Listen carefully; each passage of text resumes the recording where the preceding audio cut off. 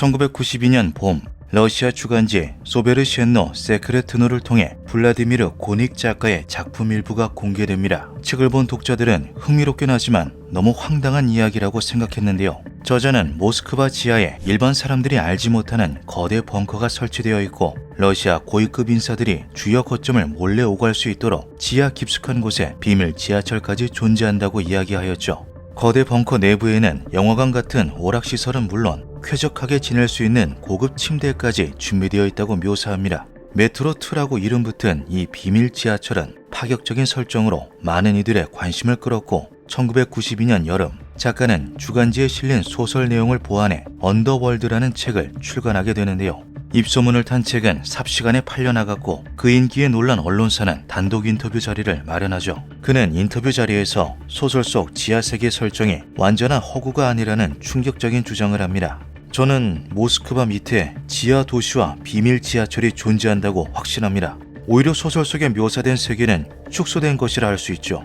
고닉은 무려 20년간 그곳을 다녀왔다고 주장하는 이들의 증언을 수집했고 이를 토대로 매장과 주택이 밀집한 모스크바 부촌 같은 곳이 지하에도 존재한다고 말하였습니다. 러시아 시민들은 소설 속 설정이 진실이라 말하는 그의 인터뷰를 보고 황당하다는 반응과 함께 그의 안위를 걱정하였는데요. 당시 러시아 정부는 소련 해체 직후 정세 안정을 위해 문제적인 인물을 구금하는 강경 정책을 펼쳤기에 나라를 혼란하게 할 수도 있는 그의 유언비어를 당국이 가만두지 않을 거라고 생각한 것이죠.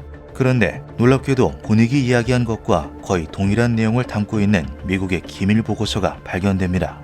1991년 미 국방부는 전환기의 군사력이라는 보고서를 작성하는데요. 소련은 모스크바 도심과 외곽 지역 모두에 지하 시설을 건설했습니다. 이 시설들은 지하에 연결된 지하철 노선망으로 연결되어 있어 지도부에게 신속하고 안전한 대피 수단을 제공합니다. 놀랍게도 보고서에는 지하철이 연결하고 있는 지점에 대한 상세 정보와 위성 사진까지 담겨 있었죠. 보고서에 따르면 지하철은 대통령국인 크렘린을 시작으로 국방부, 러시아 연방정보기관, 최종적으로 부누코보 국제공항까지 연결됩니다. 위성 사진을 살펴보면 모스크바 국립대학교 근처에 위치한 라멘키 지역 공터에 4개의 수직 굴착경이 있는 것을 볼 수 있는데요. 이는 라멘키 지역 지하에 어떤 건물이 들어섰다는 뜻으로 미 국방부는 이를 대규모 인원이 거주할 수 있는 시설이라고 추측했죠. 보고서에 따르면 이곳은 대략 200에서 300m 깊이에 설치되어 있고 약 1만 명이 거주할 수 있다고 분석합니다. 또한 이 시설에 대해 다수의 층이 존재하는 건물이라고 묘사하며 계단을 통해 각 층을 오르내릴 수 있다고 설명하는데요. 주요 거점 시설이 비밀 지하철로 연결되어 있다는 점, 그리고 지하 도시를 방불케 할 만큼 큰 규모의 거주 시설이 있다는 설명은 놀라울 정도로 고닉의 묘사와 일치했죠. 이에 사람들은 지하 세계에 대한 정보들을 한데 취합해 보기로 합니다. 그 결과 의미심장한 내용들이 속속 드러나기 시작하는데요. 이야기에 따르면 1번 라인이라고도 불리는 코드네임 D6의 전체 노선 길이는 27km로 크렘린궁을 시작으로 러시아 국립도서관을 지나 라멘키, 최종적으로 부누코버 국제공항으로 이어진다고 하는데 이는 소설 속 고닉의 메트로2 묘사와 미 국방부의 보고서 내용과도 아주 유사하였죠. 또한 소련 정부는 1967년 1번 라인을 시작으로 추가로 3개의 라인을 건설하며 비밀 지하철의 가동 범위를 늘려갔다고 합니다. 2번 라인의 길이만 해도 약 60km에 달하며 4개 라인을 다 합치면 소련 주요 행정시설과 법원은 물론 정부 고위 인사의 집까지 연결할 수 있다고 하는데요. 이렇게 넓은 범위의 지하철을 연결한 이유는 바로 핵전쟁을 대비하기 위해서라고 하죠. 유사시 도피하는 것에 중점을 두고 개발되었기에 이 모든 주장이 사실이라면 국가의 수뇌부들은 모스크바 어디에 있든 메트로2를 이용해 원하는 지점까지 이동이 가능했습니다. 이처럼 촘촘하고 거대한 규모로 연결된 메트로2 시스템에서 가장 중요한 곳은 바로 라멘키라 할 수 있는데요. 핵전쟁이 발생했을 경우 주요 지도부가 지하에 머물며 전쟁을 수행할 수 있게 설계된 곳이기에 튼튼한 것은 물론 오랜 기간 버틸 수 있도록 물자 설비도 잘 갖춰진 중요 거점 역할을 하는 곳이라고 하죠. 이 시설의 규모와 수준에 대해 많은 추측들이 존재하지만 그 중에서 가장 신빙성 높은 이야기는 타임지에 인용된 KGB 고위 장교의 언급입니다. 그의 말에 따르면 이 시설은 넓이 약 500에이커 정도로 잠실운동장 77개를 합친 크기와 동일한 엄청난 규모인데요. 높이는 대략 165피트 정도로 17층짜리 아파트가 거꾸로 서 있는 것과 마찬가지이죠. 이곳은 핵전쟁 이후를 대비한 곳답게 최대 30년 동안 버틸 수 있는 식량 보관 창고가 존재한다고 전해집니다. 또한 고위급 인사들을 위한 영화관이 존재할 정도로 각종 편의시설 또한 잘 갖춰져 있다고 알려져 있는데요. 1960년대 후반부터 지어진 이 건물은 당시 소련의 경제 상황을 고려해 보았을 때 아주 막대한 자원이 투입된 체계적인 시설이라 추측할 수 있죠.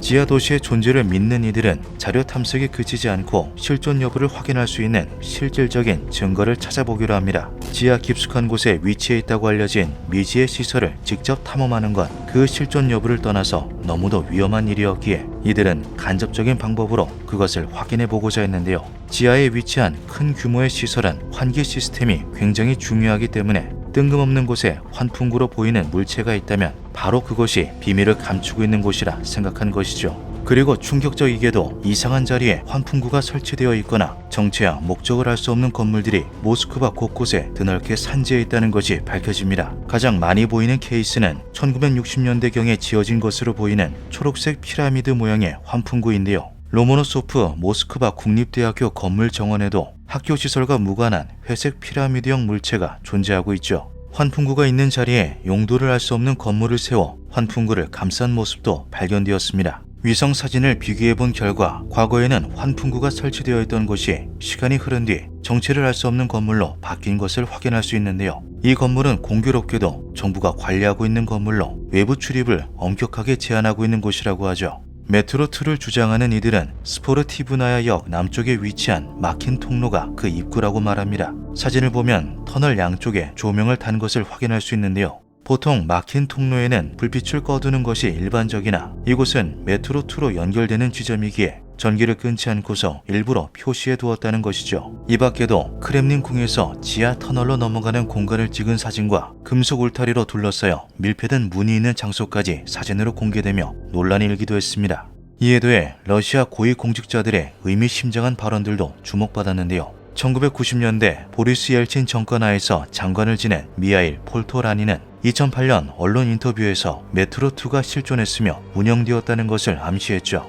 메트로2는 광대한 터널 네트워크이자 전쟁 시 비상지휘소로 국가의 핵 전력을 지휘할 수 있습니다. 메트로2에는 핵 공격의 진원지에서 벗어나 교외로 이동할 수 있도록 관련 지부가 마련되어 있는 것으로 알고 있습니다.